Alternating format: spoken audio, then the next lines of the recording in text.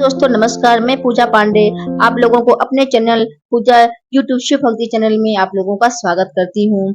आज की वीडियो में हम जानेंगे करवा चौथ पूजन सामग्री, करवा चौथ पूजा विधि और करवा चौथ कब है। तो करवा इस साल 2024 करवा चौथ का व्रत सुहागिन महिलाएं अपने पति की लंबी आयु की कामना करते हुए रखती हैं। शाम के समय में चंद्रमा को अर्घ देने के बाद में अपने पति के हाथ से पानी पीकर व्रत खोलती हैं। चलिए जानते हैं वीडियो में कि करवा चौथ व्रत का पूजन सामग्री पूजा विधि क्या है। यहाँ हम पहले करवा चौथ माता के पूजन के लिए एक चौकी लिया जाता है। चौकी को पहले गंगा जल से शुद्ध करते हैं, फिर हम नीचे चावल के आटे से चौक पूरते हैं।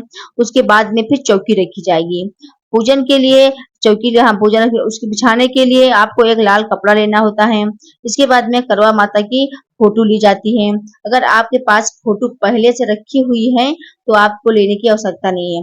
अगर आप पहली बार व्रत रख रही हैं तब आपको फोटो लेने की आवश्यकता है। अगर फोटो नहीं मिल पाती है तो आप मार्केट में कैलेंडर भी मिलता है करवा माता का, तो आप उसको भी ले सकती हैं। साथ में आपको एक लाल चुनरी लेनी है करवा माता को ओढ़ाने के लिए, इसको आप भूलिएगा नहीं। अब फिर करवा चौथ के व्रत की पुस्तक कथा पुस्तक पढ़ने के लिए इसकी विशेष महत्व माना जाता है, तो आपको एक पुस्तक भी लेना है। अगर आपके पास पहले से रखी हुई है तब लेने की आवश्यकता नहीं है। अगर नहीं है तो आप पुस्तक करवा व्रत की ले सकती हैं।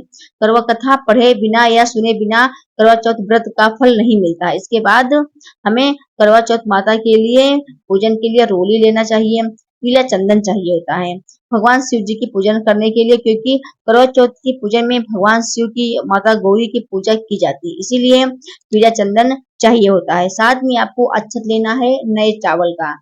अक्षत साबुत होना चाहिए, क्योंकि टूटे फूटे अक्षत भगवान को नहीं समर्पित किया जाता है। इतना आप लोग ध्यान रखिएगा।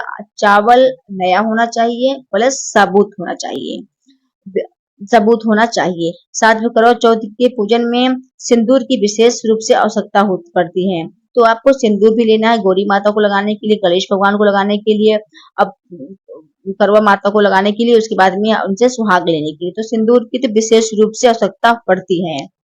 फिर चावल के आटे से चौक पूरने के लिए आपको चावल लेना है, जरूर लेना है। आपको नया चावल लेना है, चावल के आटे का आटा नया लेना है चौक पूरने के लिए। इसके अलावा आरती करने के लिए आपको एक घी का दीपक चाहिए होता है। इसी तरह से एक घी का दीपक ले सकते हैं और साथ में कपूर भी ले सकते हैं। आरती करने के लिए आपको एक दीपक बनाना होता है चंद्रमा जी को दिखाने के लिए, एक बनाना होता है आरती के लिए।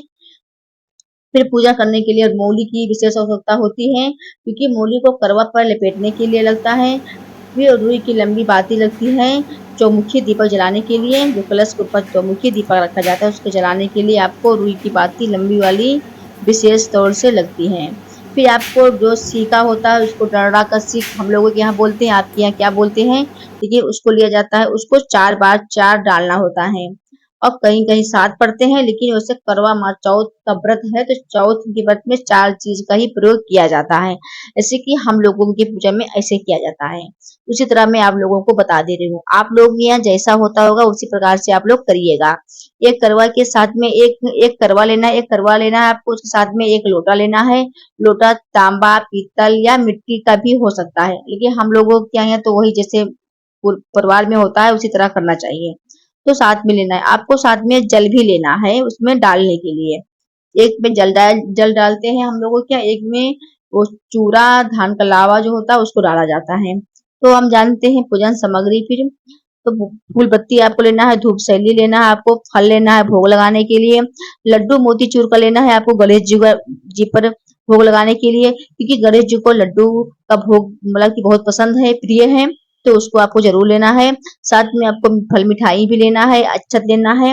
अगियारी करने के लिए आपको गाय का कंडा लेना है, जल लेना है, चूरा, धान का लावा, गट्टा, बतासा, जो कि चूरा लावा ये सब नए धान का होना चाहिए, पुराना चीज नहीं इस्तेमाल होता है।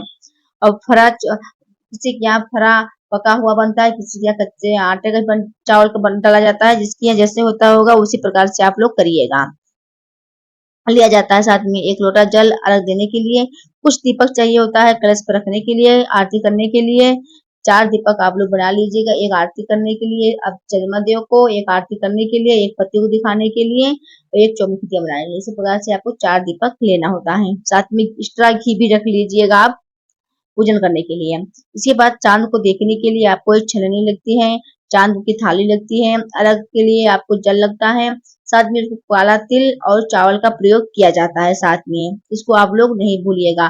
फिर आपको कलश अगर रखते हैं आप तो उसके नीचे रखने के लिए आपको नया चावल का ही प्रयोग करना है, साथ में आपको वो उसको भी लेना है। इसी तरह आपको पूजन सामग्री लेना है। इसी तरह सरल तरीके से हमने पूजन सामग्री आपको बता दी है, साथ में पूजा विधि भी बता दिया है। अब आप लोग पूजन सामग्री सुन लीजिएगा, ध्यान से सुनिएगा।